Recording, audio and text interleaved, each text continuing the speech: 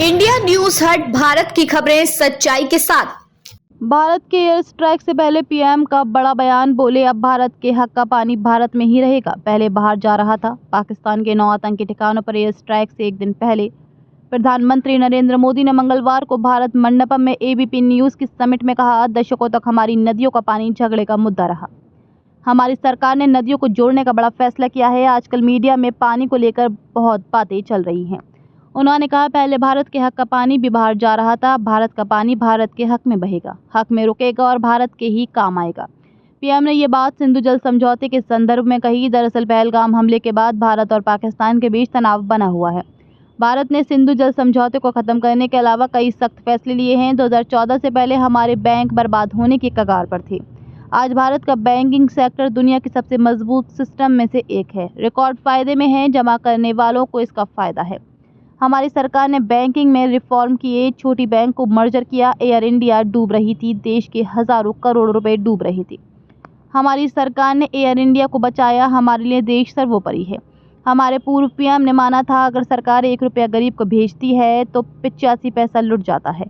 सरकारें बदलती रहीं, लेकिन गरीब की दिशा में ठोस काम नहीं हुआ। हमारी सरकार ने तय किया कि 1 रुपया पूरा गरीबों को मिले। इसके लिए डायरेक्टर अकाउंट में भेजा। 10 करोड़ फर्जी लाभार्थी ऐसे थे जिनका कभी जन्म तक नहीं हुआ था। पहले वाले यही सिस्टम बनाकर गए थे। हमारी सरकार ने इन 10 करोड़ फर्जी नामों को हटाया। डीबीटी के जरिए पूरा पैसा गरीबों के बैंक खातों में भेजा। इससे 3.5 लाख करोड़ रुपए से ज्यादा पैसा गलत हाथों में जाने से बचा है। मतलब आपका पैसा बचाया है। पैसा आपका बचाया, गाली मोदी ने खाई। 1 रैंक 1 पेंशन का मामला दशकों से लटका हुआ था। तर्क था कि इससे सरकारी खजाने पर बोझ पड़ेगा। हमारी सरकार ने जीवन खपाने वालों के हित को सर्वोपरि रखा। अब तक हमारी सरकार 1.25 लाख करोड़ रुपए से ज्यादा 1 रैंक 1 पेंशन में दे चुकी है। ट्रिपल तलाक के मामले पर बात नहीं की जाती थी। मुस्लिम परिवारों, महिलाओं के हित में ट्रिपल तलाक का कानून बनाया। वक्फ कानून में बदलाव की मांग दशकों से की जा रही थी। इसमें जरूरी बदलाव किए गए। इससे गरीब मुस्लिमों, परमानदा मुस्लिमों को फायदा मिलेगा। India UK free trade agreement final हो चुका है। विश्व की 2 बड़ी ओपन मार्केट इकोनॉमी के बीच दोनों देशों के विकास में नया अध्याय जुड़ेगा। इससे भारत में इकोनॉमिक एक्टिविटी को बूस्ट मिलेगा। कुछ समय पहले हमने यूएई, मॉरिशस के साथ ट्रेड साइन किए। भारत आज रिफॉर्म नहीं कर रहा, बल्कि दुनिया के साथ एक्टिवली एंगेज करके हब बना रहा है। देश का हित सर्वोपरि रखा जाए, ये जरूरी है। देश की सामर्थ्य पर भरोसा किया जाए। इसका देश ने बहुत नुकसान उठाया। पहले कोई भी बड़ा कदम उठाने के पहले ये सोचा जाता था कि दुनिया क्या सोचेगी, वोट मिलेगा या नहीं मिलेगा, कुर्सी मिलेगी या नहीं, वोट बैंक छिटकेगा तो नहीं।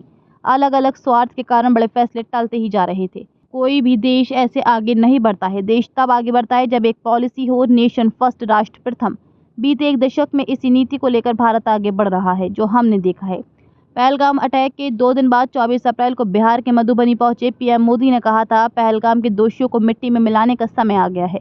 आतंकियों को कल्पना से भी बड़ी सजा मिलकर रहेगी। आतंकी हमले में किसी ने अपना बेटा खोया, किसी ने भाई, किसी ने जीवन साथी खोया। इनमें से कोई बांग्ला बोलता था, कोई कन्नड़, कोई गुजराती था, कोई बिहार का लाल था। आज सभी की मृत्यु पर कारगिल से कन्याकुमारी तक हमारा आक्रोश एक जैसा है। पहलगाम हमले के 5 दिन बाद 27 अप्रैल को पीएम नरेंद्र मोदी ने रेडियो शो मन की बात के 121वें एपिसोड में कहा था, इस आतंकी हमले के बाद पूरा देश एक स्वर में बोल रहा है।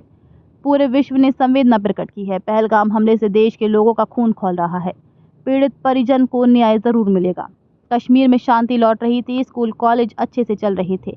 निर्माण कार्यों में अभूतपूर्व गति आई थी। लोकतंत्र मजबूत हो रहा था। पर्यटकों की संख्या में रिकॉर्ड बढ़ोतरी हो रही थी। लोगों की कमाई बढ़ रही थी। युवाओं के लिए नए अवसर तैयार हो रहे थे। लेकिन जम्मू कश्मीर के दुश्मनों का ये रास नहीं आया।